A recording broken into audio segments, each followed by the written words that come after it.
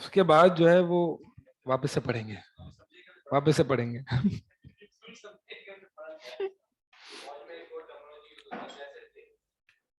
اس کے بعد ہم یہ جاننا چاہیں، ایک کام کرتے ہیں. السلام. آج ہم کلاس ختم کریں گے دلائل اسلام کی، پھر اگلی کلاس سے ہم یہ جاننا چاہیں گے کہ ہم نے پڑھا کیا تھا.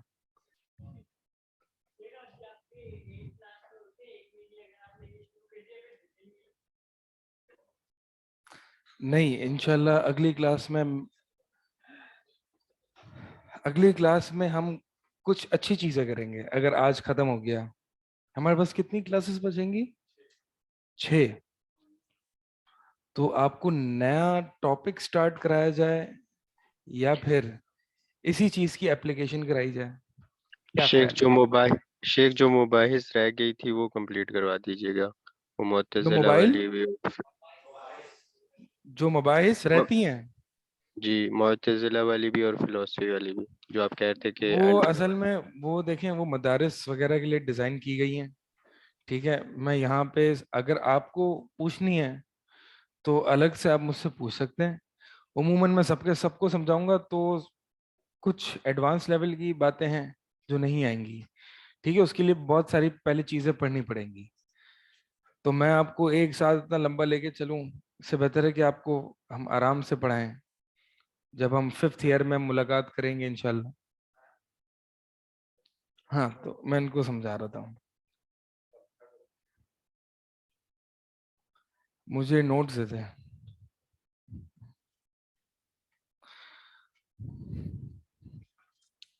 باقی آپ ڈیسائیڈ کر کے رکھیں مجموعی طور پر. ایک کام کر لیں، ایسے کر لیتے ہیں. ابھی کتنا رہ گیا ہمارا؟ 1 پیج رہ گیا. ٹھیک ہے، 1 پیج رہ گیا نا. تو آپ ایک کام کریں، آن لائن اسٹوڈنٹس اور آن سائٹ اسٹوڈنٹس وہ کریں یہ کہ نیکسٹ کلاس ہماری ہے ٹیوزڈے کو. آپ مجھے سنڈے تک بتائیں مجموعی طور پر سب ڈیسائیڈ کریں گے کہ آپ کس ٹاپک کو پڑھنا چاہ رہے ہیں، اسی سے ریلیٹڈ ہو الہاد سے. کہ مثال کے طور پر کہ بھائی اس جگہ جو ہے نا شبہات آ رہے ہیں، لوگوں کی طرف سے آتے ہیں، تو اس اسپیسیفک ٹاپک کو ڈیل کر لیں. ٹھیک ہے، تو ہم وہ کر سکتے ہیں. تو آپ وہ ڈیسائیڈ کریں، آن سائٹ الگ کریں، آن لائن الگ کر لیں. ٹھیک ہے، تو میرے پاس ہوگا یہ کہ میں یہ نہیں کر رہا کہ سب آپس میں کوئی ایک راؤنڈ ٹیبل کانفرنس میٹنگ ہو اور ایک ہی ٹاپک پہ آپ آئیں.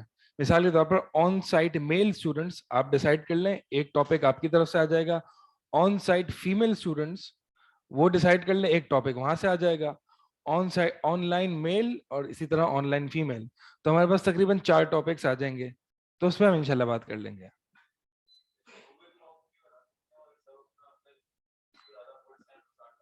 ٹھیک ہے، تو پھر ہم آپ کو اسائن کریں گے، آپ وہ گوگل فارم دیکھیں گے، پڑھیں گے، انالائز کریں گے، اور جہاں پہ کھچڑی پکی ہوئی ہوگی اس کو اتنے سارے ٹاپکس آئیں گے نا پھر تو.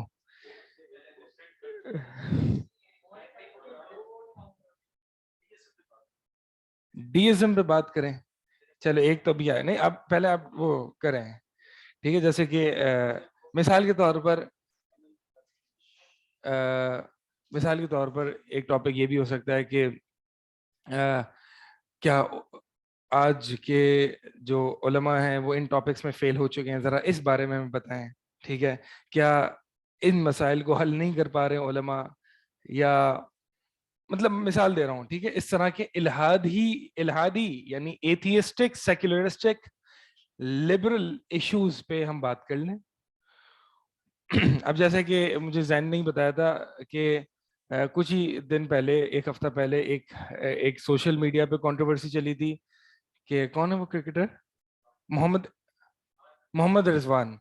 ٹھیک ہے، محمد رضوان جو ہیں وہ عموماً عورتوں کی طرف دیکھ کے بات نہیں کرتے. ٹھیک ہے، اور دین کی غیرت رکھنے والے انسان ہیں. اور کرکٹر کیسے ہی مجھے نہیں پتا، اس کے لیے مجھے کرکٹ دیکھنا پڑے گا. بہت اچھے کرکٹر ہیں. ٹھیک ہے، تو وہ اصل میں عورت کا جب کوئی آنٹی ان کا انٹرویو لیتی ہے نا تو وہ آنٹی کی طرف دیکھتے نہیں ہیں. تو اس پہ جو ہے وہ لبرلز کو بڑی چبھن ہوتی ہے، اور انہوں نے یہ کہا کہ اس بندے نے عورت کو اتنا آبجیکٹیفائی کر دیا ہے کہ اس کو وہ جب بھی مطلب وہ دیکھتا ہے تو ہی says a piece of flesh. پتہ نہیں میں سمجھا پا رہا ہوں نہیں سمجھا پا رہا, اردو میں کیسے اس کو سمجھاؤں. یعنی ہاں, جب بھی عورت کو دیکھتا ہے تو اس کی شہوت ابلتی ہے, ٹھیک ہے, تو مطلب اس کی آنکھوں میں کچھ ہے نا, اس کو اپنی آنکھوں کو علاج کرانا چاہیے. ہم تو جب بھی عورتوں کو دیکھتے ہیں, ہم لبرلز جب بھی ہم عورتوں کو دیکھتے ہیں تو ہم تو ان کو ماں بہن ہی سمجھتے ہیں. مطلب بات یہی ہے نا ان کی کہ ہم گندی نظروں سے نہیں دیکھتے, ٹھیک ہے. تو اس پہ ایک بات ہو سکتی ہے, ایک سیشن ہو سکتا تھا, ٹھیک ہے. بہرحال مقصد یہ ہے کہ آپ نے مجھے سنڈے تک بتانا ہے انشاءاللہ, اور ایسا ہو کہ ایک عام ایک اس سے ہی ریلیٹڈ ہو. آپ مثال کے طور پر آپ پوچھیں کہ آپ ایسا ٹاپک ڈیسائیڈ نہیں کریں گے کہ شرک فی المحبہ کیا ہوتا ہے, ٹھیک ہے, ایسا نہیں. ایک ایپلیکیشن کرنٹ پریکٹیکل ایشو پہ کوئی بھی بات ہوگی اس سے ریلیٹڈ, یا کوئی بھی سیکولر آئیڈیالوجی سے ریلیٹڈ, ٹھیک ہے جی. چلیں اب آپ پوچھیں گے بھائی پہلے ختم تو کر لیں, جی ختم کر لیتے ہیں انشاءاللہ. Page number 17. دیکھیں یہ جو ہے نا, ہاں الحمدللہ والصلاۃ والسلام علی رسول اللہ اما بعد. ہماری جو دلیل اصل میں چل رہی تھی وہ کیا تھی؟ ہماری جو دلیل اصل میں چل رہی تھی, آپ لیٹ آئے ہیں آپ دونوں, تو زین آپ ان کو بتا دینا ابھی کیا بات ہوئی تھی, ٹھیک ہے, کیونکہ آپ کا بھی انپٹ ہو تو زیادہ اچھی بات ہے.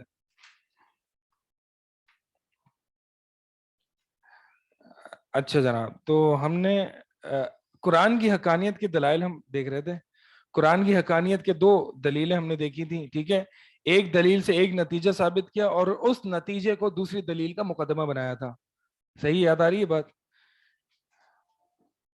تو واپس سے ایک طرف دہرا لیں کہ قرآن انسانیت کو چیلنج ہے, مقدمہ نمبر 1. مقدمہ نمبر 2, عہد نبی میں صلی اللہ علیہ وسلم کہ عرب اس چیلنج کا مقابلہ کرنے سے عاجز آ گئے. نتیجہ ماہرین اور اہل فن نے اس ناکامی کو, سوری یہ پریمس نمبر 3 ہے, ماہرین اور اہل فن نے اس ناکامی کی گواہی دی. نتیجہ لہذا قرآن بے نظیر اور بے مثل ہے. یہ نتیجہ جب حاصل ہوا تو اس نتیجے کو دوسری دلیل کے مقدمہ نمبر 1 میں استعمال کیا گیا, اور وہ یہ ہے کہ مقدمہ نمبر 1 دلیل نمبر 2, قرآن کے بے نظیر ہونے کی ممکنہ 3 توجیحات ہیں, یا تو مصدر رسول اللہ صلی اللہ علیہ وسلم ہے, یا کوئی غیر, یا اللہ رب العزت. مقدمہ نمبر 2, قرآن محمد صلی اللہ علیہ وسلم کی طرف سے نہیں ہے, نہ ہی کسی بشر کی طرف سے ہے, لہٰذا قرآن اللہ وحدہ لا شریک لہ ہی کی طرف سے ہے جو ہم مطلوب ہے. تو قرآن پہلا مقدمہ چل رہا تھا کہ قرآن نے انسانیت کو چیلنج دیا, قرآن اعجاز, قرآن معجزہ ہے, مخاطبین کو اس نے عاجز کر دیا ہے. اور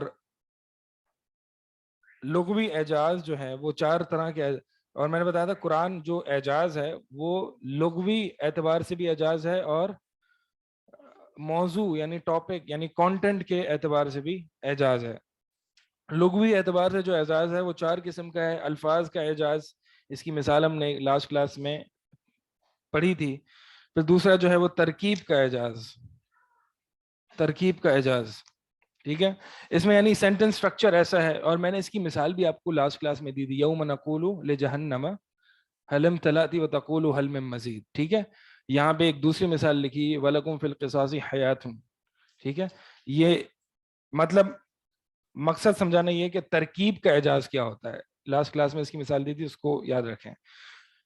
یعنی out of all the possible sentence structures you come up with the best one, ٹھیک ہے, جو آپ کا میسج جو ہے وہ پراپرلی بیسٹ انداز میں, اچھے سب سے اچھے انداز میں کنوے کر لے.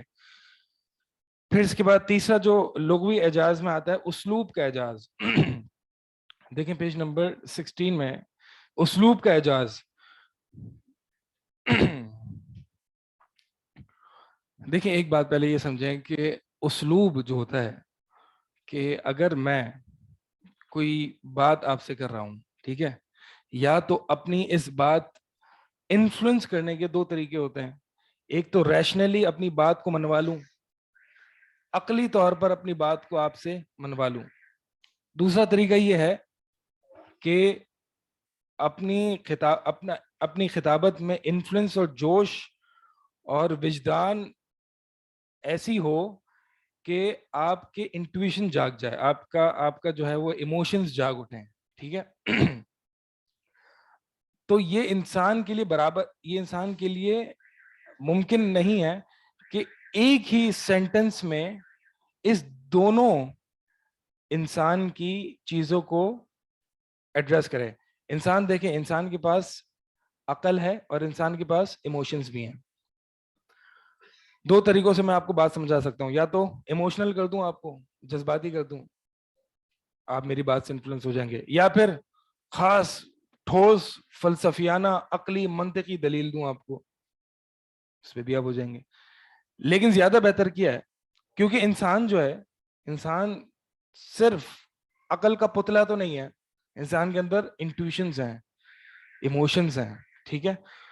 تو ایسا کلام کسی کو انفلوئنس کرے, یعنی بیسٹ طریقہ کب کیسا ہوتا ہے جو انسان کو, سامنے والے کو انفلوئنس کرے, جس میں ان دونوں چیزوں کو سائملٹینیسلی ایڈریس کیا جاتا ہے. ہم جب کرتے ہیں انسان عموماً, تو یا تو ریشنالٹی غالب ہوتی ہے یا پھر انٹویشن غالب ہوتا ہے, یعنی ایموشنز غالب ہوتے ہیں. یہ قرآن واحد کلام ہے کہ جس میں عقلی اور جذباتیت سے مراد ہمارا عام جذباتی مراد نہیں ہے, ٹھیک ہے, ایک نیگیٹو کونوٹیشن والا جذباتی نہیں, یعنی انٹویشن, وجدان, کہ آپ کا دل اڑنے لگتا ہے, احساسات کو اجاگر کرتا ہے. جیسے کہ جبیر بن رضی اللہ تعالیٰ عنہ نے جب وہ آیت سنی تھی سورہ طور کی, ام خلقوا من غیر شیء ام هم الخالقون, اب یہ جو آیت ہے یہ ریشنلی جب میں کہوں تو اس کا مطلب ہے عقلی طور پر بھی اتنی پاورفل دلیل ہے کہ سارے فلاسفہ بھی عاجز آ جائیں اس پاورفل دلیل کے. اور اس کے اندر جو ریٹرک ہے, لفاظی ہے اور خطابانہ انداز ہے, وہ بھی اتنا پاورفل ہے کہ جبیر رضی اللہ تعالیٰ عنہ فرماتے ہیں کاد قلبی ان یطیر, قریب تھا کہ میرا دل اڑنے لگتا. اب وہ اور کس وجہ سے جا رہا تھا, یعنی اتنی پاورفل ایموشنلی اینڈ ریشنلی, ٹھیک ہے. تو یہ قرآن کی اسلوب کا اعجاز ہے, یہ کسی بھی کلام میں پایا نہیں جاتا. مسئلہ یہ ہے کہ ہمیں قرآن کی یا تو عقلی سائڈ سمجھ میں نہیں آتی یا ایموشنل سائڈ سمجھ میں نہیں آتی ہے. تو جس کو جو سائڈ سمجھ میں آتی ہے وہ قرآن کو اس طرح سے لے کے چلتا ہے. لیکن اگر آپ دیکھیں تو قرآن میں عقلی سائڈ بھی اتنی ہی بہترین ہے جتنی ایموشنل سائڈ ہے. صحیح ہے یہ چیز واضح, یہ اسلوب کا اعجاز. آگے چلتے ہیں, اب آگے پڑھ لینا یہ کیا ہے اس میں.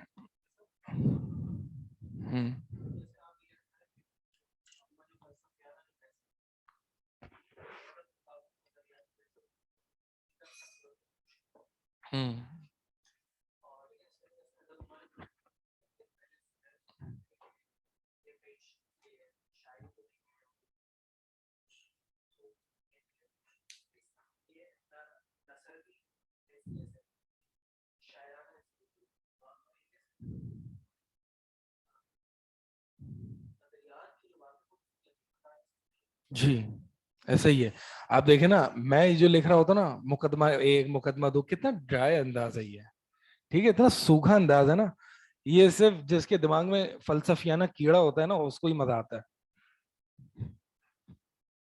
صحیح ہے, باقی انداز بہت ڈرائی اور بہت سوکھا ہے. اب قرآن نے جس طریقے سے سمجھایا ہے اس میں عجیب ہی لذت ہے. عقل کی پیاس بھی پوری ہو رہی ہے, یعنی انٹلیکچوئل تھرسٹ یہ بھی پوری ہو رہی ہے, اور ایک جو جذبات ہیں انسان کے وہ بھی. تو جو صرف فلسفے میں گھسا ہوا ہوتا ہے نا اس کی عقل کی پیاس تو پوری ہو جاتی ہے, لیکن وہ اندر سے خالی رہتا ہے روحانی طور پر. بہرحال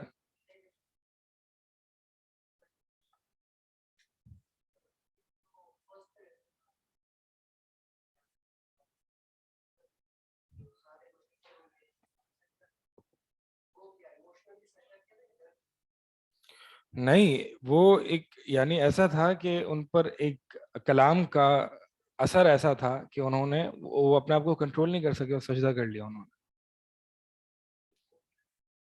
نے. ہاں قرآن کی تاثیر تھی. میں نے بتایا نا انسان کی all the faculties, rational, emotional and whatever you name it, ٹھیک ہے, جتنی بھی انسان کی فیکلٹیز ہیں قرآن سائملٹینیسلی ایک ہی جملے سے اس کو بیک وقت ایڈریس کرتا ہے, اور یہ انسان کے لیے ممکن نہیں ہے. سمجھ آ رہی یہ بات؟ اصل میں جو ہے نا اسلوب کا اعجاز اس کو کہتے ہیں. آگے چلتے ہیں. نظم کا اعجاز, یعنی نظم کا اعجاز کہ ایک آیت کا دوسری آیت سے کنیکشن, اور ایک صورت کا دوسری صورت سے کنیکشن. عموماً ہمیں اگر ہم ایسے قرآن کو اپیرنٹلی دیکھتے ہیں, کیونکہ ہماری عربی کمزور ہے, دوسرا ہماری عقلیں بھی تھوڑی سی کمزور ہیں, ہماری صحابہ اور سلف کی نہیں, تو ہمیں ایسا لگتا ہے کہ قرآن ایک ان آرگنائز یا بے ترتیب ہے. ٹھیک ہے, ہمیں نہیں پتا چل رہا ہوتا کہ یہ آیت ہے, اس کی اگلی آیت کا کیا اس سے ربط ہے. اسی لیے اہل علم نے جو ہے وہ اپنی تفاسیر میں یہ بھیجا, اس کا اہتمام کیا ہے کہ اس آیت کا پچھلی آیت سے ربط کیا ہے, کنیکشن کیا ہے. ٹھیک ہے, یہ آپ اگر تفاسیر پڑھیں گے تو آپ کو یہ چیز مل جائے گی. تو بڑا ایک دقیق, ایک لطیف کنیکشنز ہوتے ہیں ایک آیت سے دوسری آیت. عموماً ہم کیا کرتے ہیں جب بھی, جیسے کہ یہ ہے, یہ نوٹس ہیں, ٹھیک ہے, ہم ایک ہیڈنگ ڈالتے ہیں, اس کے اندر سب ٹاپک ڈالتے ہیں, اس کے اندر کوئی بحث ہوتی ہے, اور پھر دوسرے ٹاپک پہ موو کرتے ہیں. قرآن یہ چیز نہیں ہے. ٹھیک ہے, قرآن ایسا نہیں ہے کہ قرآن ٹاپکس کے اس پہ چل رہا ہے, اور یہی قرآن کا اعجاز ہے کہ قرآن یعنی اس کے اندر سے آپ ٹاپکس نکال کے, اور وہ اس ٹاپکس کو جب نکالتے ہیں اور دوسرے ٹاپک پر جب قرآن موو کرتا ہے اگلی آیت میں, تو اتنا اسموتھلی کرتا ہے, یعنی وہ جو شفٹ آتا ہے وہ آپ کو, یعنی جب بلاغت اور یہ ساری چیزیں پڑھیں گے اور ٹاپکس کو قرآن میں تدبر کریں گے, تو یہ آپ کو پتا چلے گا کہ قرآن کے ٹاپک سوئچ کتنے اسموتھلی ہوتے ہیں. ٹھیک ہے, اور یہ جو سوئچ ہوتا ہے یہ سب کانشیسلی آپ کے مائنڈ میں چل رہا ہوتا ہے, آپ کو نہیں پتا ہوتا کہ اچھا یہاں سے یہاں کیا کنیکشن ہے. لیکن اگر آپ ایک اسموتھ میں ایک اسموتھلی آپ پڑھ رہے ہوتے ہیں, تو سب کانشیسلی آپ کے اندر جو چینجز آ رہے ہوتے ہیں ایک آیت سے دوسری آیت, اس کو قرآن ایڈریس کر رہا ہوتا ہے اور آپ کو پتا بھی نہیں ہوتا. بہرحال یہ سارے اعجاز ہیں قرآن کے, تو نظم کا اعجاز بھی آپ یہ دیکھ لیجئے گا. اچھا جناب, آخری پیراگراف ہے نظم کے اعجاز میں, پیج نمبر 16 میں. قرآن کا اسلوب اس نوعیت کا ہے کہ بیک وقت عام اور خاص دونوں طبقات کو متاثر کرتا ہے, یعنی ایکسپرٹس کو اور لے مین کو بیک وقت ایک ہی آیت سے سب کو متاثر کرتا ہے. یعنی اگر ایک رکشہ چلانے والا وہ قرآن پڑھتا ہے, اس کا ترجمہ پڑھتا ہے, اور ایک عالم دین ہے جو بلیغ اور فصیح عربی میں, عربی لغت میں, اور بہت علوم جاننے والا, وہ بھی اس آیت کو پڑھتا ہے, تو وہ یہ نہیں کہہ سکتا یار یہ تو بڑی عام سی چیز ہے اور علمی پہلو نہیں ہے اس میں. اس کو کہتے ہیں قرآن کی ملٹی لیئرڈ اپروچ. ایک ہی چیز میں, ایک ہی آیت میں وہ ہر طرح کے بندے کو ایڈریس کر رہا ہوتا ہے, اور ہر طرح کا بندہ اس سے کچھ اور سمجھ رہا ہوتا ہے, یعنی اپنے مطابق ہر طرح کا بندہ اس سے الگ طریقے سے متاثر ہوتا ہے. اسی لیے آپ دیکھیں گے کبھی کہ جو قرآن کا جو تدبر ہے, اس پر کوئی ایک فائنل, جیسے کہ تفاسیر لکھی گئی ہے نا کہ اس آیت کا مطلب یہ ہے, اس آیت کا مطلب یہ ہے, بس یہ ڈیسائیڈڈ تفسیر فلاں آیت کی از ڈیسائیڈڈ, ختم, کلوزڈ, چیپٹر کلوزڈ ہے تفسیر کا. آپ اور میں آج آ کے نئی تفسیر نہیں کر سکتے قرآن کی, لیکن تدبر کا دروازہ آج بھی کھلا ہے. ہر بندہ اپنے اعتبار سے تدبر کرتا ہے. سمجھ آ رہی ہے بات؟ تو تدبر کا دروازہ کھلا ہے, آپ الگ طریقے سے قرآن سے تاثیر لیں گے. جو آپ کے پاس علوم ہے, میرے پاس جو علوم ہے, میں اپنے طریقے سے متاثر ہوں گا قرآن سے. تو یہ جو متاثر ہونا ہے یہ تدبر ہے. تدبر کوئی ایسی کتاب نہیں آئی کہ بس یہی تدبر ہے, اب اس کے علاوہ کوئی تدبر, اس میں نئے دروازے نہیں, ایسا نہیں ہے. تو یہی ابن تیمیہ جب رحم اللہ فرماتے ہیں قرآن کی آیات جو ہیں وہ ایک سمندر ہے, اس میں غوطہ لگاؤ اور آپ چلتے جاؤ, اینڈ لیس. تو یہ معنی ہے. بہت سے لوگ اس کو تفسیر پر فٹ کر رہے ہوتے ہیں, جی آج میں تفسیر کرتا ہوں قرآن کی. نہیں, تفسیر میں دروازے بند. تفسیر جو سلف نے کر دی وہ تفسیر ہے. تدبر میں ہر بندہ کر سکتا ہے, اور تدبر انسان ترجمہ پڑھ کے بھی تدبر کرتا ہے. تفسیر سے وہی کر سکتا ہے جو کہ لغت اصول وغیرہ میں ماہر ہو, لیکن تدبر جو ہے وہ ہر انسان ترجمہ پڑھ کے بھی تدبر ہوتا ہے.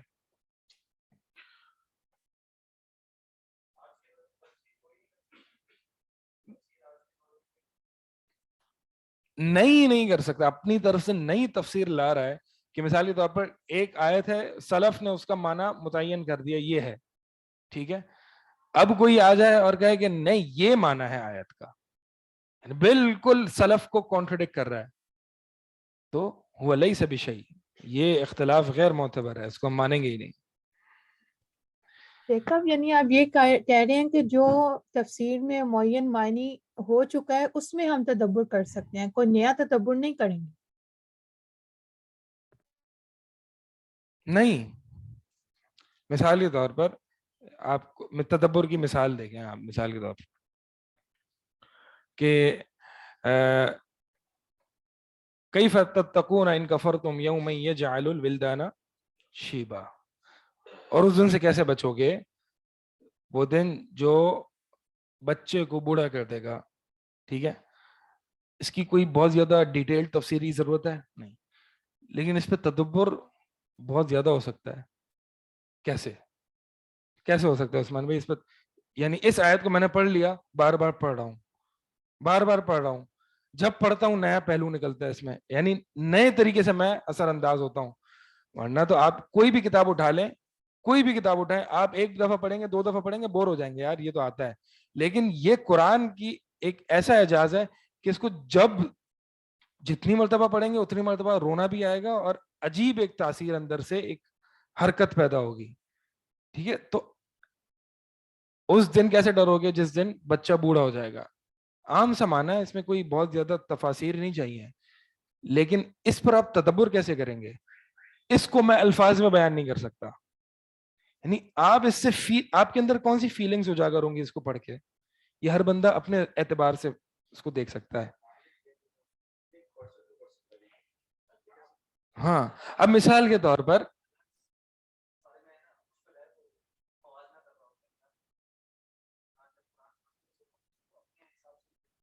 ہاں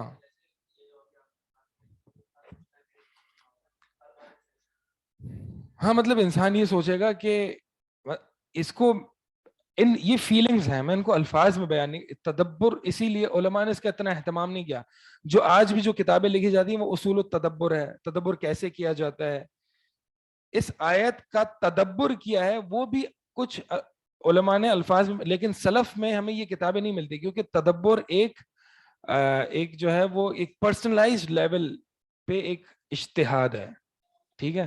بہرحال تو تدبر سے مراد یہ کہ آپ اس سے اثر کیسے لیتے ہیں اس آیت سے, بار بار پڑھ کے ایک الگ سی کیفیت, ایک مزہ آ رہا ہے, ایک لذت پیدا ہو رہی ہے.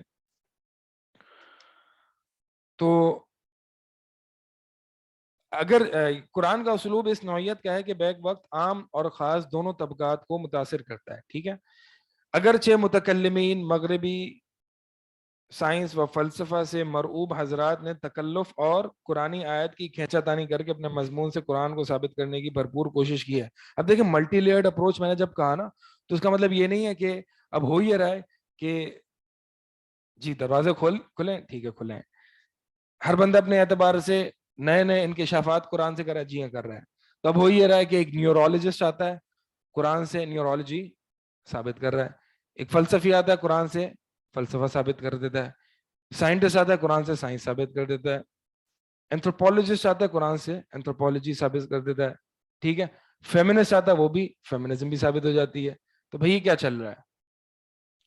تو یہ نہیں ہے, یعنی قرآن کی سلف کی تفسیر کی پابندی کے ساتھ آپ نے تدبر کرنا ہے. ایسا نہیں کہیں بھی آپ قرآن کو کھینچ تان کے لے جائیں اور قرآن سے پھر بگ بینگ بھی ثابت کر رہے ہیں, قرآن سے ایمبریولوجی بھی ثابت کر رہے ہیں, قرآن سے آپ پتہ نہیں کیا کیا تھیوری آف ایوولوشن بھی ثابت کر رہے ہیں, قرآن سے فیمنزم ثابت کر رہے ہیں, قرآن سے لبرلزم ثابت کر رہے ہیں. یہ معنی یہ نہیں ہے, یہ کھینچا تانی ہے, ٹھیک ہے, یہ تکلف ہے, ایگزیجریشن ہے. ایک جو سپیکر ہے نوان, ایک سیکنڈ, قرآن نے جہاں تک لبرلزم کو سپورٹ کیا وہاں تک ہم کریں گے. پھر لبرلزم کو اگر جو جانتا ہے تو وہ یہ کہہ نہیں سکتا کہ قرآن نے لبرلزم کو سپورٹ کیا, کیونکہ لبرلزم جو ہے وہ فاؤنڈیشن میں ہی قرآن کے اسلام کے کانٹرڈکشن میں. لبرلزم کا کلمہ اور قرآن کا کلمہ یہ فاؤنڈیشنلی کانٹرڈکٹ کرتے ہیں. قرآن آزادی اظہار رائے کا حق دیتا ہے. سوال یہ پیدا ہوتا ہے کہ آزادی کیا ہے, رائے کیا ہے. یہ سب چیزیں پہلے ہم ڈیفائن کریں گے, پھر ہم بات کریں گے قرآن آیا کہ اجازت دیتا ہے نہیں دیتا. بہت لمبا ٹاپک ہے, اس پہ بھی ہم الجھیں گے تو فائدہ نہیں ہے. ٹھیک ہے, مقصد آپ کو بتا دیا کہ لبرلزم کا جو کلمہ ہے وہ اسلام کے کلمے کو فاؤنڈیشنل لیول پہ کانٹراڈکٹ کرتا ہے. آزادی ان کے نزدیک کون سی ہے, قرآن کے نزدیک آزادی کون سی ہے؟ حریت الفکر قرآن اسلام میں کیا دیکھی جاتی ہے, وہاں پہ کیا دیکھی جاتی ہے؟ ٹالرنس قرآن میں اور حدیث میں ٹالرنس کا الگ معنی ملے گا, لبرلزم میں ٹالرنس کا الگ معنی ملے گا. ٹھیک ہے, تو پہلے تو ڈیفینیشنز پہ ہم آئیں گے, ان ویلیوز کو ہم ڈیفائن کریں گے, ایک کامن گراؤنڈ پائیں گے, پھر ہم طے کر سکیں گے کہ آیا کہ حقیقت کیا ہے. ورنہ تو ہم لڑتے رہیں گے. ایک بندہ آگے کہے گا نہیں قرآن نے جو ہے وہ فریڈم آف اسپیچ کو سپورٹ کیا ہے, ایک بندہ کہے گا نہیں کیا. بھائی کون سی فریڈم آف اسپیچ, کس لیول کی فریڈم آف اسپیچ, ڈیپینڈ کرتا ہے. ٹھیک ہے, اتنا آسان چیز نہیں ہے یہ جتنا ہم آسانی سے کہہ دیتے ہیں کہ قرآن جو ہے وہ آزادی کو سپورٹ کرتا ہے یا نہیں کرتا. تو مقصد یہ ہے کہ تکلف نہیں کرنا ہے. ٹھیک ہے, تکلف نہیں کرنا ہے. سلف کی تفسیر کا پابند رہتے ہوئے قرآن کی آیت سے جو ہمیں اشارے ملتے ہیں ان کو لے لینا ہے. اور اس کے لیے قرآن کی تفسیر کے اصول وغیرہ یہ سارے چاہیے ہوتے ہیں. جیسے کہ ہم دیکھتے ہیں کہ ہمارے سلف میں سے بھی بہت سے لوگوں نے یہ قرآن سے استدلال کیا ہے کہ زمین سیدھی تھی, بعض نے کیا زمین گول تھی. سلف نے کیا ہے, علماء نے کیا ہے.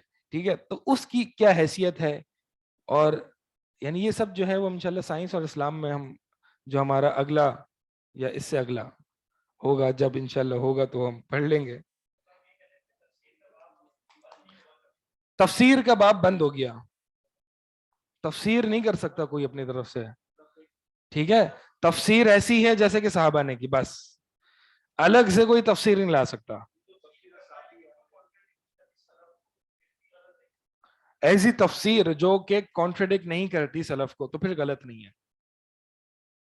ایسی تفسیر, ایسی قرآن سے اشارے نکالنا جو سلف کی تفسیر کو کانٹراڈکٹ نہ کرے تو پھر مسئلہ نہیں.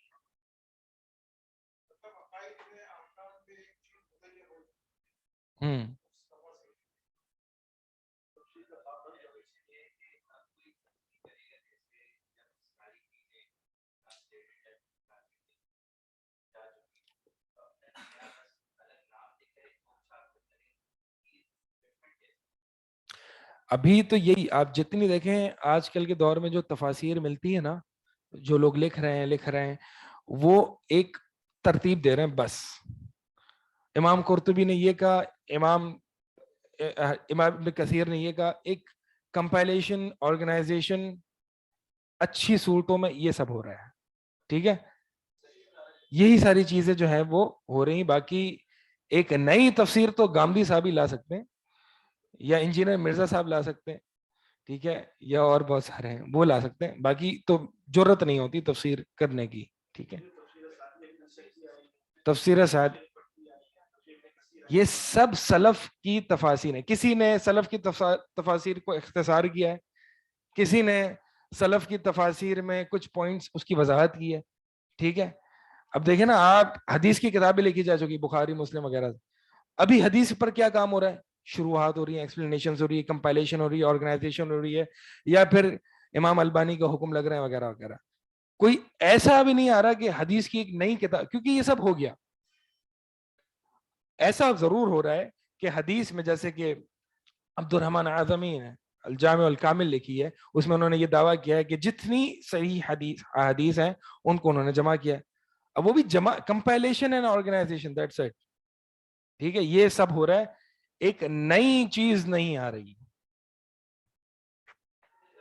لیکن تدبر کو سمجھیں, تدبر ایک قرآن سے ایک فیلنگ لینے کا کو کہا جاتا ہے, غور و فکر, تھاٹ پروسیس. ٹھیک ہے, اب یہ تو ہے ہر انسان اپنے حساب سے, اپنے علم کے حساب سے کرتا ہے. ٹھیک ہے, ہر بندہ اپنے علم کے حساب سے کرتا ہے کہ یہ تھاٹ پروسیس کیا ہے. مثال کے طور پر اولئک علی ھدی من ربہم واولئک ھم المہتدون. اب ایک عام شخص اس کو پڑھے گا تو ایک الگ طریقے سے اس کے اندر سوچ آئے گی کہ یہ وہ لوگ ہیں جو کہ اپنے رب کی طرف سے ہدایت پر ہیں. لیکن ایک عالم جو کہ ایک فصیح اور بلاغت جانتا ہو وہ پڑھے گا اولائکا, وہ کہے گا یہاں پہ اللہ تعالیٰ نے اولائکا کیوں کہا, اولائکا یہاں پہ یہ عظمت کی طرف دلالت کر رہا ہے, ٹھیک ہے. اور اعلیٰ کیوں کہا, یہ کیوں نہیں کہا کہ یہ لوگ ہدایت یافتہ ہیں, بلکہ کہا اولئک علی ھدی من ربہم, یہ لوگ ہدایت اعلیٰ پر ہیں. تو یہ اعلیٰ کا یہاں پہ ایکسٹرا معنی کیا بن رہا ہے, اب یہاں پہ اس کا تدبر وہاں سے شروع ہوگا, ٹھیک ہے. یہ وہ ایک علمی شخص ہے, تو ہر بندہ اپنے اعتبار سے جو ہے وہ اس میں غور و فکر کرتا ہے. چلے جی جی آج ختم نہیں ہوگی, آپ جو ہے وہ غور و فکر میں چلے گئے. اچھا چلیں جی, تو یہ کیا ہے, اچھا کوشچن تھوڑے سا بھی تھوڑا سا میں پوز کر رہا ہوں, پھر انشاءاللہ 10 منٹ بعد پھر سے کوشچنز کا ہم سلسلہ شروع کرتے ہیں. تو ہمیں یہ پتا چلا کہ ایک ملٹی لیئرڈ اپروچ سے مراد یہ نہیں ہے کہ تفسیر کا دروازہ کھلا رکھ دیں اور ہر بندہ آگے سائنٹسٹ فلاسفر ہر بندہ آگے قرآن سے کھینچا تانی کر کے اپنی تفسیر کر رہا ہے, یہ مطلب نہیں ہے.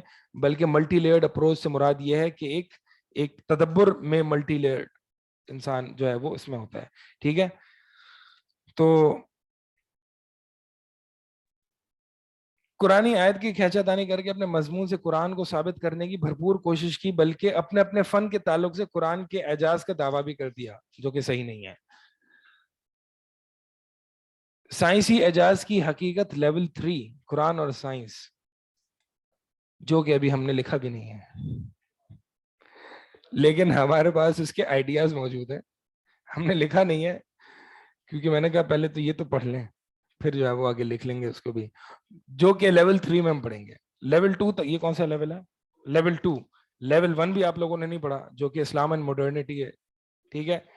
اسی طرح لیول 1 جو ہے وہ آپ کا عقل اور نقل ہے, ریزن اینڈ ریولیشن, وہ لیول 1 ہے. اور جو مقدمہ ہے وہ اسلام اینڈ ماڈرنٹی ہے, جدیدیت. یہ تینوں چیزیں لکھی جا چکی ہیں.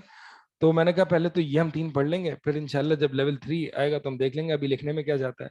لکھ تو دیں تاکہ انشاءاللہ کوئی اور بھی پورا کر سکتا ہے اس کو, جن کو تھوڑی سی غیرت ہو. نہیں, یہ ایک خاص بندے کے لیے ان کو تنبیہ کرنی تھی, اس لیے ہم نے کر دی ان کو, جو قرآن اور سائنس میں بیان کیا جائے گا انشاءاللہ. البتہ یہ بات تو مسلم ہے کہ ہر عالم اور عام پڑھا لکھا اور ان پڑھ قرآن کے تہ بتہ یعنی ملٹی لیئرڈ معانی و اشارات سے فائدہ اٹھا سکتا ہے. اسی طرح قرآن, اچھا یہ قرآن کا اعجاز بیان ہو رہا ہے کہ وہی اپروچ چل رہی ہے کہ قرآن کے احکامات, یعنی قرآن یہ بتایا گیا کہ قرآن اعجاز ہے. مقدمہ نمبر 1 کیسے اعجاز ہے, لغوی اعتبار سے اعجاز ہے. لغوی اعتبار سے 4 طرح سے اعجاز ہے. پوائنٹ نمبر 2, قرآن کے احکامات انسانی فطرت, ذوق اور طبیعت کے بالکل مطابق ہیں, ٹھیک ہے. یہ محاسن شریعت ہیں. قرآن جو احکامات لائے ہیں واقعی سے دل حیران ہو جاتا, اس سے دماغ ہم حیران ہو جاتے ہیں کہ یہ واقعی کس طرح کی شریعت ہے کہ ایک انسان کی سوچ نہیں ہو سکتی. اسی طرح تیسرا پوائنٹ ہے, قرآن کے احکامات اصول قواعد ہر دور کے لیے مناسب ہیں, یعنی قرآن کے اصول ایسے ہیں کہ جو کہ ہر دور میں اس کو اپلائی کیا جا سکتا ہے. بڑی اہم بات ہے اس پہ. اگر جو انسان اصول فقہ میں ماہر ہو, مقاصد الشریعہ میں ماہر ہو, اور جو اجتہاد کے ابواب میں ماہر ہو, اس کو پتہ چلے گا کہ قرآن کی یونیورسلٹی, یعنی قرآن کتنا یونیورسل ہے, ہر دور کے لیے یہ اپلیکیبل ہے, وہ اس کو یہ سمجھ میں آئے گی یہ بات. مقدمہ نمبر 2 کیا ہے, عہد نبی صلی اللہ علیہ وسلم کے عرب اس چیلنج کا مقابلہ کرنے سے عاجز آ گئے. اہل عرب کا عدم فعل عدم قدرت پر دلالت کرتا ہے, کیونکہ اچھا اب سوال یہ پیدا ہوتا ہے کہ اہل عرب یعنی عرب لوگ جو آپ صلی اللہ علیہ وسلم کے زمانے میں تھے وہ عاجز آ گئے, یعنی انہوں نے چیلنج ٹیک اپ نہیں کیا. اس کی کیا وجوہات ہو سکتی ہیں, جی بتائیں آپ. پاسبل لے آؤٹ آل, وہ اصول یاد رکھیں, influence to the best explanation, تمام ممکنہ توجیحات آپ لے ڈاؤن کریں. تو عرب جو ہے وہ قرآن کا چیلنج ٹیک اپ نہ کیا انہوں نے, اس کی all the possible explanations. جی بتائیں. انٹرسٹڈ نہیں تھے. انٹرسٹڈ نہیں تھے, پہلی پاسبل ایکسپلینیشن لکھ لیں اس کو, پھر اس پہ بات کر لیں گے نا. نہیں, وہ کیا پاسبل ممکنہ توجیحات ہو سکتی ہیں کہ انہوں نے چیلنج ٹیک اپ نہیں کیا, انٹرسٹڈ نہیں تھے. جی انہوں نے ایکسپٹ کر لیا تھا کہ کسی انسان کا کلام نہیں ہو سکتا, یعنی انہوں نے یہ ایکسپٹ کر لیا تھا کہ ہم نے ہار مان لی. ٹھیک ہے, دوسری پاسبل ایکسپلینیشن. جی تیسری, ان کو یہ ڈر تھا کہ وہ مسلمان نہ, نہیں لیکن چیلنج ٹیک, یہ پاسبل ایکسپلینیشن نہیں ہے. اگر ہم نے چیلنج, اگر یہ پاسبل ایکسپلینیشن ہے کہ ہم نے چیلنج لے لیا اور ہم نہیں کر پائے, عاجز آ گئے, تو واقعی یہ چیز متحقق ہو جائے گی کہ قرآن عاجز ہے. ابھی تو ایک پاسبلٹی ہے نا. ٹھیک ہے, ابھی ہم اینالائز نہیں کر رہے, ابھی ہم صرف توجیحات. جی 3 توجیحات آئی ہیں سامنے, اور قرآن فہمی نہیں تھی ان کے لیے. نہیں یہ پتہ نہیں کیا لکھا ہے. جی ہاں قابل یا ہار مان لی, یہ وہی بات ہے. جی ہاں نہیں یہ کوئی ایکسپلینیشن نہیں.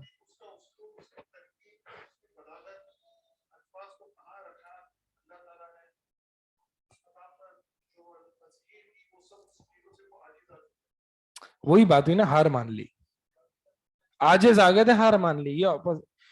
یہ پوچھا یہ جا رہا ہے, میں نے سوال یہ کیا کہ عاجز کیوں آئے, کیوں چیلنج ٹیک اپ نہیں کیا. مثالی طور پر آپ یہ مقدمہ رکھیں کسی ملحد کے سامنے کہ قرآن نے چیلنج کیا, پریمس نمبر 1. پریمس نمبر 2, ان لوگوں نے چیلنج ٹیک اپ کرنے سے عاجز آ گئے. ٹھیک ہے, تو وہ کہہ سکتا ہے ملحد, بھائی وہ عاجز اس لیے تھوڑی, انہوں نے چیلنج ٹیک اپ اس لیے تھوڑی نہ کیا تھا کہ وہ نہیں لا سکتے تھے قرآن جیسا, اور بھی پاسبل ایکسپلینیشنز ہیں. میں کہتا ہوں ٹھیک ہے لے آؤ, آل دا پاسبل ایکسپلینیشنز آپ لے آؤ, پھر ہم اس کو اینالائز کریں گے صبر و تقسیم کے ذریعے. ٹھیک ہے, 3 ایکسپلینیشنز آئی ہے صحیح, بس.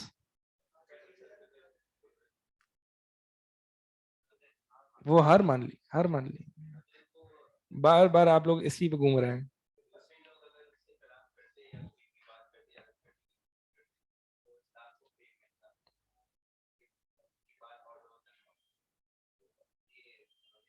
نہیں یہ تو وہی والی بات ہو گئی, اسلام کو فیم مل چکا تھا.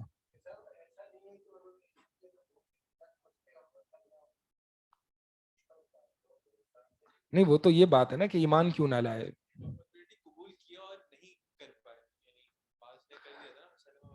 قبول کیا یعنی چیلنج ٹیک اپ کیا لیکن نہیں کر پائے.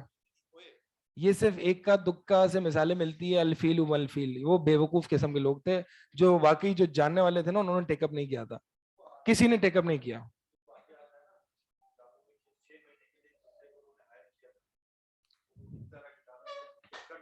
یہ تو بات کی بات ہے, ہاں بات کی بات ہے. ٹیک اپ وہی بتا رہا ہوں, ٹیک اپ جو کیا نا, چیلنج جو ٹیک اپ کیا, اس کو بھی ہم لے سکتے ہیں کہ بھائی ٹیک اپ کیا لیکن عاجز آ گئے. تو ٹیک اپ جنہوں نے کیا نا وہ ماہر نہیں تھے, وہ فضول قسم کے لوگ تھے. جیسے کہ میں نے بتایا نا کہ وہ الفیل والفیل, حالانکہ ہماری عربی کتنی کمزور ہے کہ ہم ضربہ تک پھنسے ہوئے, لیکن ہمیں بھی یہ فضول سا کلام لگتا ہے, الفیل ملفیل وما ادراک مل فیل. تو یعنی فیل ایلیفنٹ. ٹھیک ہے, ہاں مطلب یہ تو کسی نے توجہ ہی نہیں دی نا, یہ کوئی کلام بھی ہے. ہمیں بھی ہنسی آ رہی, سوچے ہم جیسوں کو ہنسی آ رہی, تو کتنا فضول سا. کوئی سیریس ٹیک اپ نہیں ہوا, کوئی سیریس ٹیک اپ نہیں ہوا. جو ماہرین فن تھے انہوں نے کلام سنتے ہی یہ مان لیا تھا کہ یہ بشر کا کلام نہیں, وما ہی اللہ قول البشر.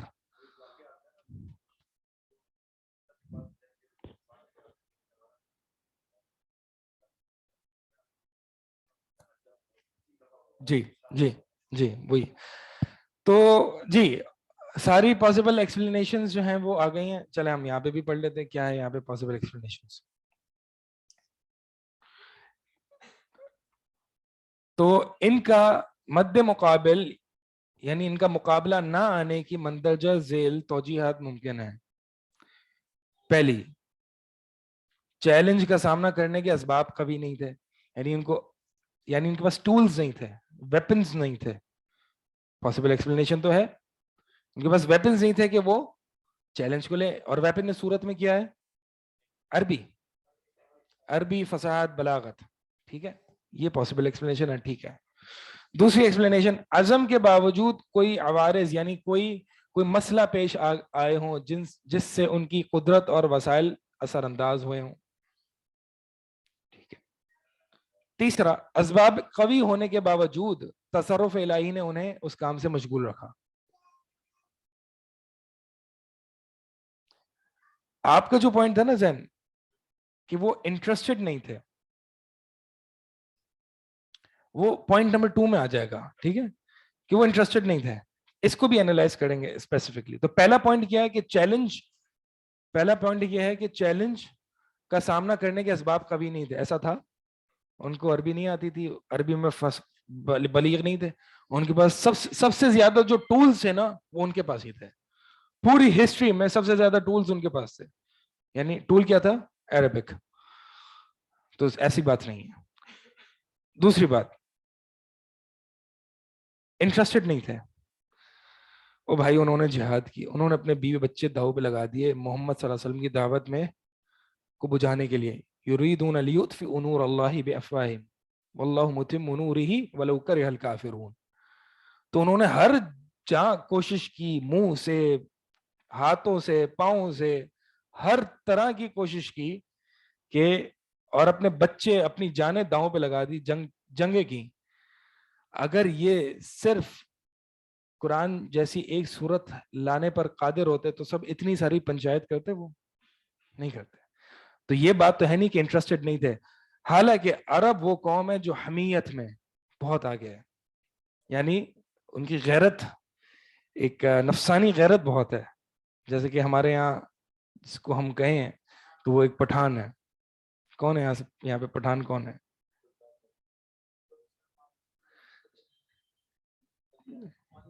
ٹھیک ہے.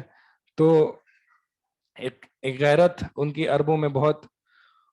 اور پھر ایک شخص کھڑے ہو کے کہہ رہے ہیں کہ میں چیلنج کرتا ہوں تمہیں کہ لے کے آگے دکھا دو. اور عرب اتنی باغیرت قوم اور فساد اور بلاغت میں، تو ایسا ہو نہیں سکتا کہ وہ انٹرسٹڈ نہ ہو. بلکہ ان کے ہاں تو جو ہے وہ شعر و شاعری کے بازار وغیرہ قائم ہوتے تھے اور پتہ نہیں کیا کیا کرتے تھے. تو سب ان کے پاس انٹرسٹڈ بھی تھے، ٹولز بھی تھے، اسباب بھی قوی تھے. رہی بات یہ کہ اور بھی کوئی اسباب ہو سکتے ہیں، تو بھائی اور تو بہت کچھ ہو سکتا ہے. آپ بتاؤ نا اور کیا تھے. ہاں،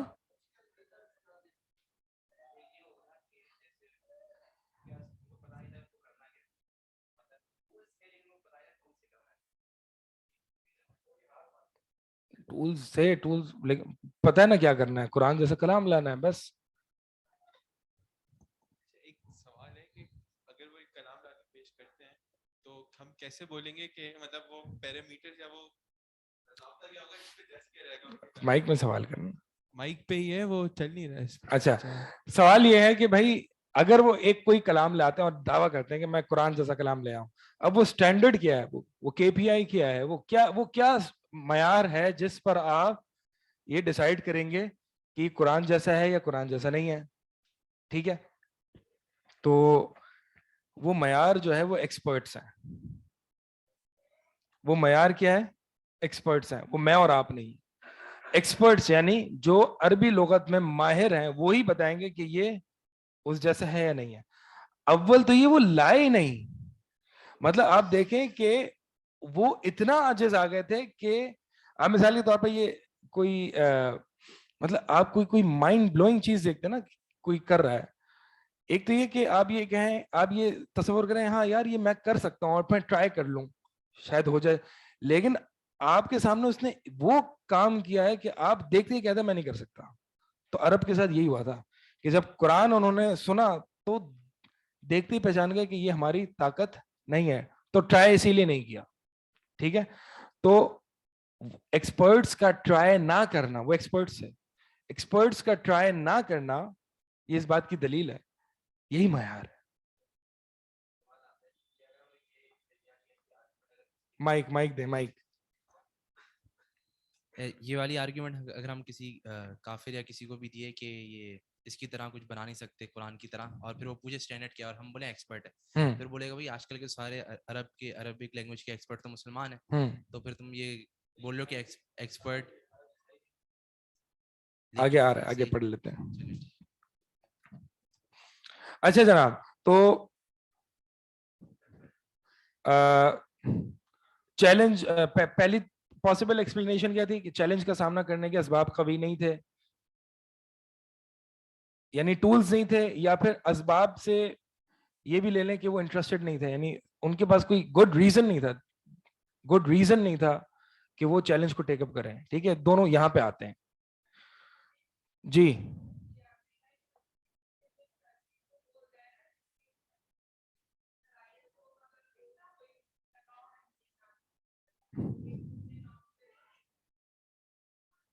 میں سمجھا نہیں, کوئی آپ میں سے سمجھا سکے دوبارہ بتا دیں, پوچھ لیں.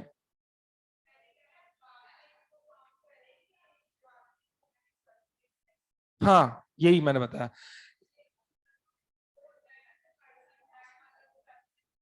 نہیں, انٹرسٹڈ یعنی کہ آپ صلی اللہ علیہ وسلم کی دعوت مٹانا میں وہ انٹرسٹڈ تھے یا نہیں تھے, یہ بات ہو رہی ہے. اور مٹانے کے لیے ان کو چیلنج ٹیک اپ کرنا پڑے گا. ٹھیک ہے, تو اسباب قوی تھے, یعنی they had good reasons to take up the challenge, اور ان کے پاس ٹولز بھی تھے to take up the challenge. Second جو پاسبل ایکسپلینیشن ہے اس کا جواب دیکھیں سیکنڈ پوائنٹ میں نیچے. بلکہ ان کا حال تو یہ تھا, یہ جو جاہز ہے نا, انہوں نے یہی بتایا کہ میں نے آپ کو سب بتا دیا ہے, جو میں مس آؤٹ کر رہا ہوں نا وہ میں آپ کو بتا چکا ہوں کہ وہ ایک حمیت والی قوم تھی اور بڑی ایک باغیرت قوم تھی. ایسا ہو نہیں سکتا کہ وہ اپنا داؤ لگا دیں سب اور پھر بھی جو ہے وہ یعنی وہ انٹرسٹڈ نہ ہو. بلکہ دوسرا پوائنٹ ہے, بلکہ ان کا حال تو یہ تھا کہ ان کے ہاں تقریر اور خطابات کے بازار قائم ہوتے تھے جہاں ہر کوئی دوسرے پر فساد, تو مطلب ان کے پاس ٹولز تھے. ٹھیک ہے, یہ بات ہے. لہذا ایک تو ان کی انا کا سوال تھا, اور دوسرا یعنی یہ بتائیے رہے کہ وہ انٹرسٹڈ تھے کیونکہ ان کی ایک تو انا کا سوال تھا, اور دوسرا وہ رسول اللہ صلی اللہ علیہ وسلم کو جھٹلانے میں سب سے آگے تھے. اگر وہ مقابلہ کر سکتے ہوتے تو اپنی جان مال اور اہل عیال داؤ پر لگا کے مسلمانوں سے قتال نہ کرتے. یہ بات ڈسکس ہو چکی ہے.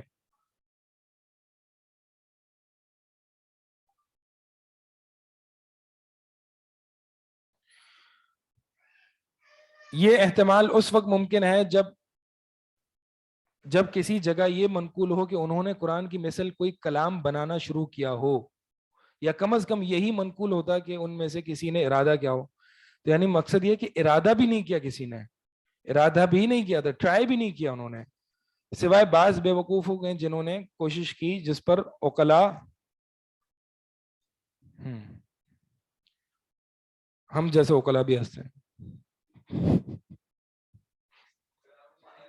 ہاں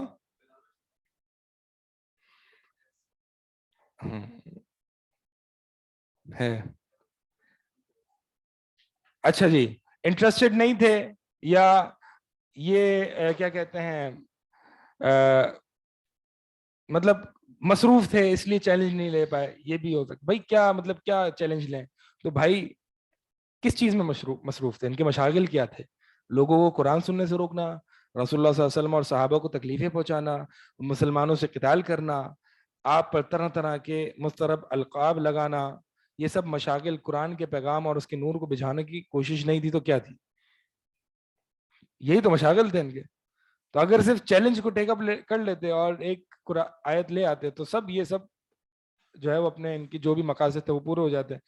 بہرحال آگے آپ پڑھ لیں, اور پھر اس کے بعد جو ہے مقدمہ نمبر 3 میں اس میں سے دیکھتا ہوں کوئی امپورٹنٹ چیز ہے تو ٹھیک ہے, ورنہ اس کو ختم جب میں نے بات یہ طے ہوئی نا کہ آج ہی ختم کرنا تو آج ہی کریں گے انشاءاللہ. ہاں آپ نہیں آئے تھے, آپ دیر سے آئے. یہ طے ہو چکا تھا کہ آج کمپلیٹ کریں گے اس کو.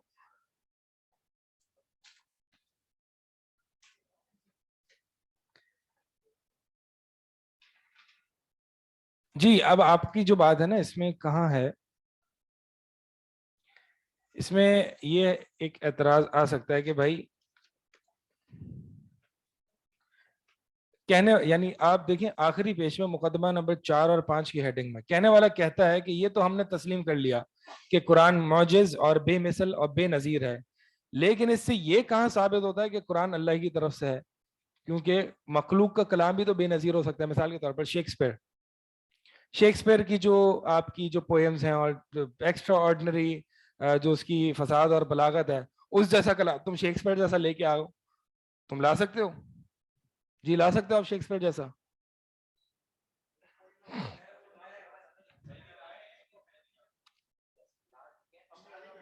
یعنی کوئی ایکسپرٹ لا سکتا ہے شیکسپیئر جیسا, بالکل ڈٹو کاپی شیکسپیئر جیسا.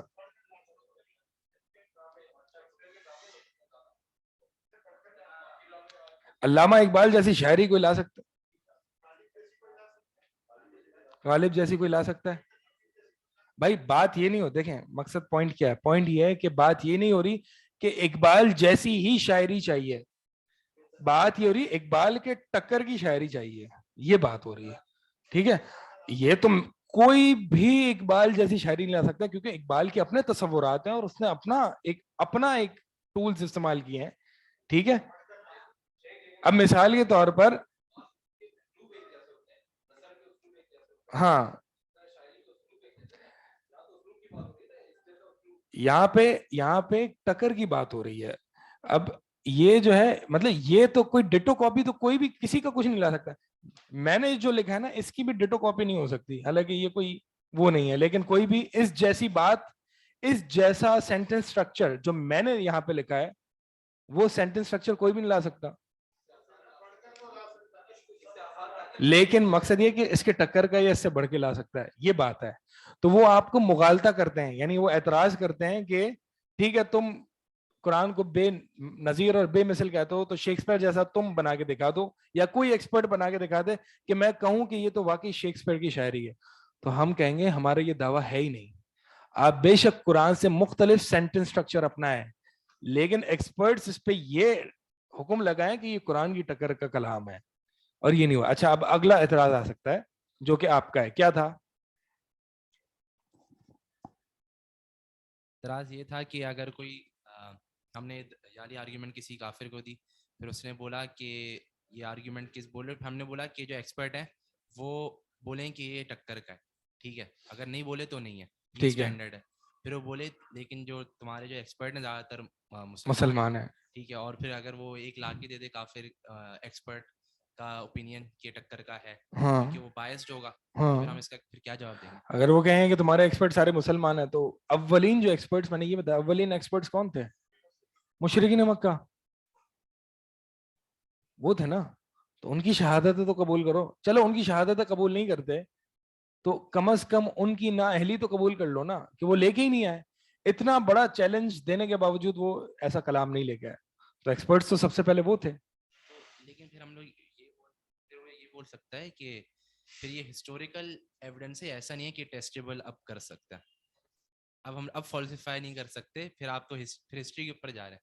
صحیح بولے, اب ہم مطلب یہ ٹیسٹ نہیں کر سکتے. ٹھیک ہے, میں کہوں گا ٹھیک ہے, آپ یہ کہتے ہیں کہ میرا ہسٹری اکاؤنٹ آف ہسٹری ہے کہ کفار مکہ نہیں لائے, تو آپ کہیں ایک جگہ سے ثابت کرتے ہیں کہ کفار مکہ نے وہ چیلنج لے آئے آج کے دور میں, کیونکہ وہ اب ایکسپرٹ بھی زندہ نہیں رہے, نہ وہ زبان اس طرح سے رہی ہے کہ عربی لوگ اس طرح کی وہ جانتے ہوں کہ لا سکتے ہوں کلام.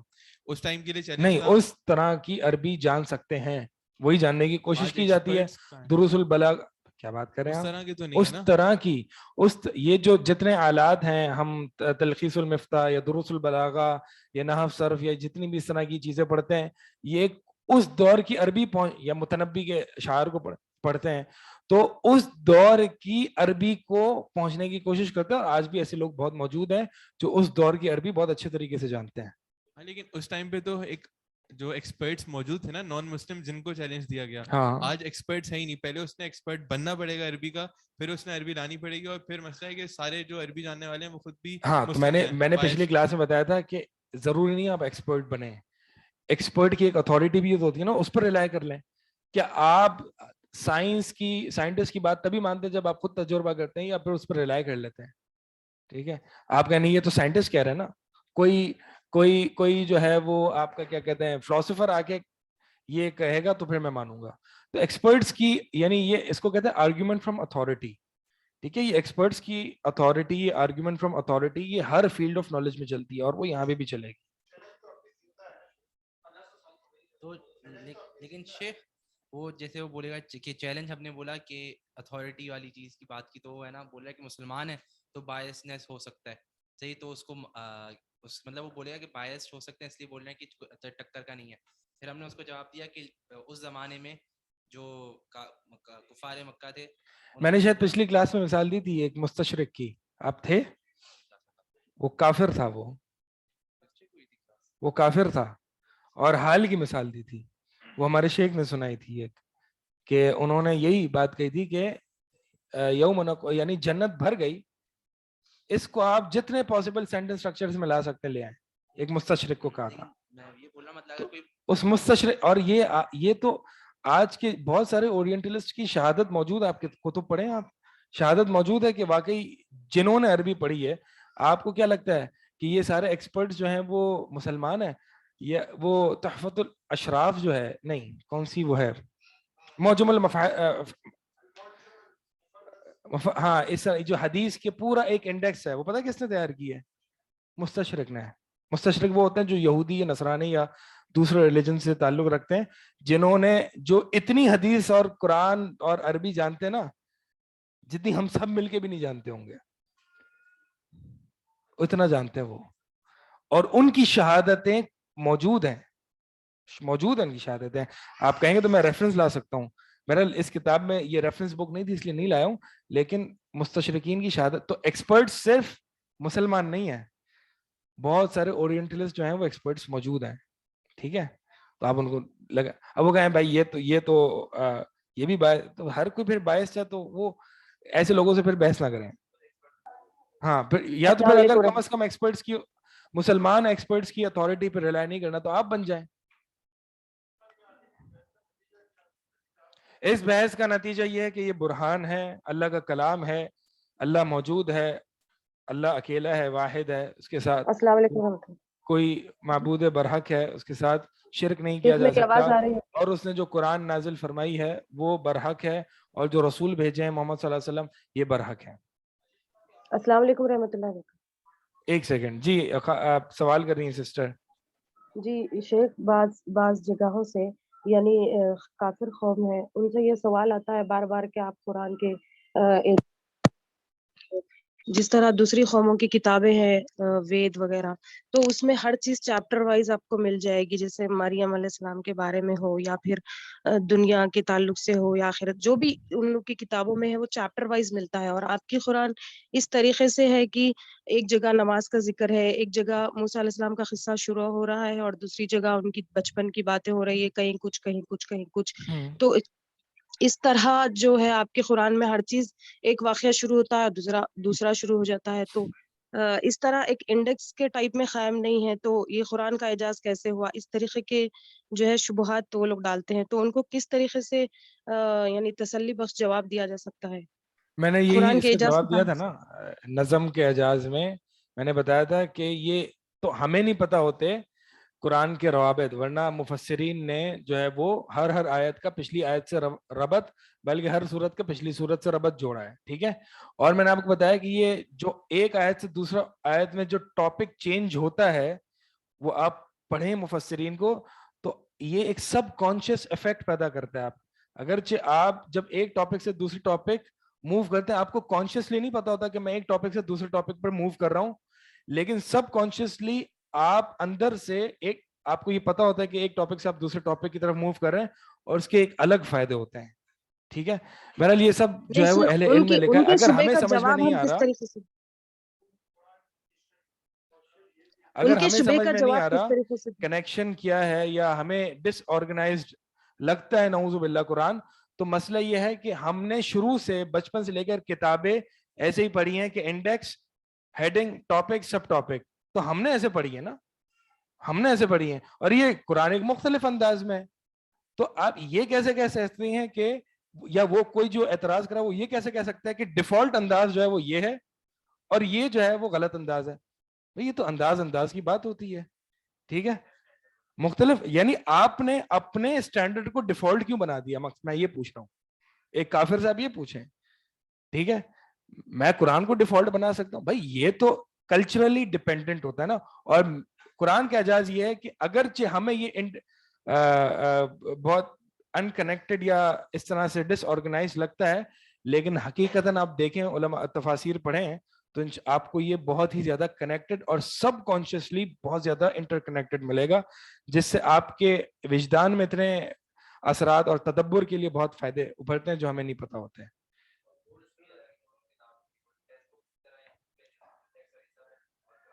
और कुरान, हाँ, और ये मैं आपको सीरियसली बताऊं, एक आखिरी बात करूं इस बारे में, कि उमूमन जब मैं इस तरह के पीएचडी के थीसिस वगैरह मकाले पढ़ता हूं ना, तो उसमें बाब, फिर फसल, और फिर जो है वो मबहस, और ये सारी इतना ऑर्गेनाइज होता है कि मुझे मजा नहीं आ रहा होता।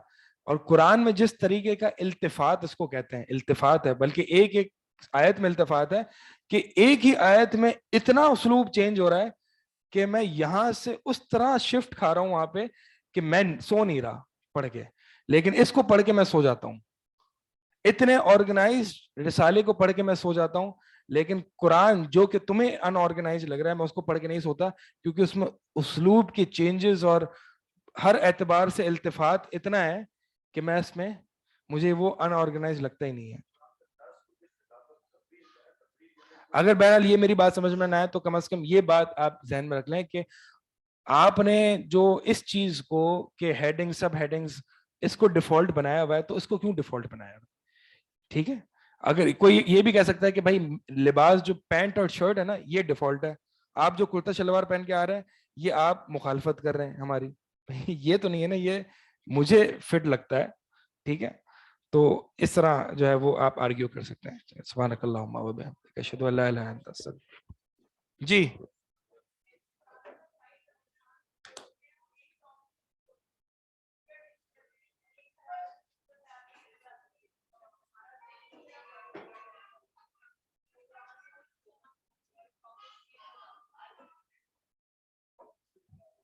मुझे समझ नहीं आया सवाल।